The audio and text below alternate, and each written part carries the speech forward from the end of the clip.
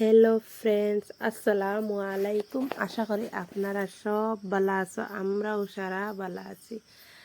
আর মেঘদের আজ 2 দিন থেকে আর আমার ঘরে মানে বায়না ধরছেন তেন পিঠা খাইতা। আমি হান্দেশ আর ফব বানাইছি। মেঘ দিলে খান খেয়ে খেয়ে ইলা পিঠা খাইবার লাগে ইচ্ছা করে। কার কার কমেন্ট করে কইতে পারেন, আমার লগে শেয়ার করবা। আর ইনো এখন দেখতে পারো অলরেডি আমি হান্দেশ বানাই ওলাইছি। চাউলের গুঁড়ি দিয়ে হান্দেশ বানাইছি।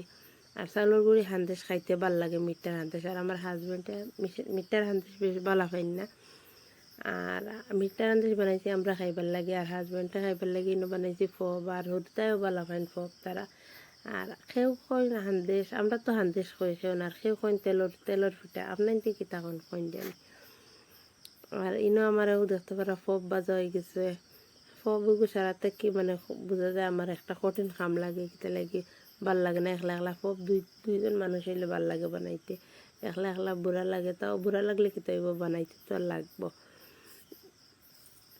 আর ওই দেখতে পারা ফব বানাইয়া আমার হয়ে গেছে ফব বানানি। ইনো ফব হান্দেশ 10টা বানানি হয়ে গেছে। আশা করি আপনার তোর ভাল লাগবো। আর যদি ভাল লাগে তো প্লিজ লাইক শেয়ার কমেন্ট করবা। আর আমার চ্যানেলে যারা আইছেন নতুন তারা সাবস্ক্রাইব করবা আর সাপোর্ট করবা আপনাইতে। আর আজকে হান্দেশও বহুত মজা হয়েছে।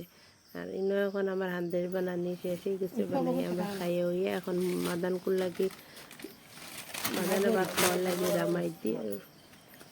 রামাই হয় আবার কেউলা খাই উড়িও ও মুরগর মাংস দিয়ে বানাই।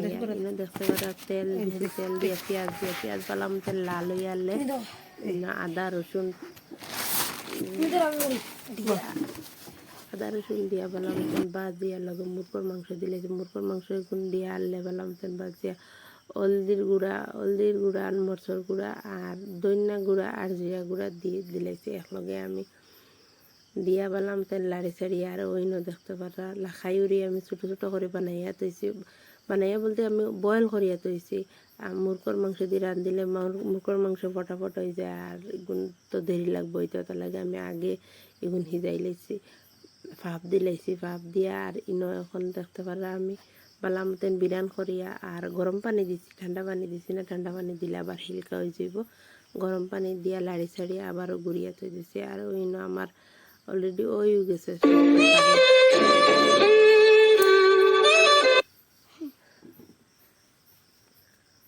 আর ইনো এখন দেখতে পারা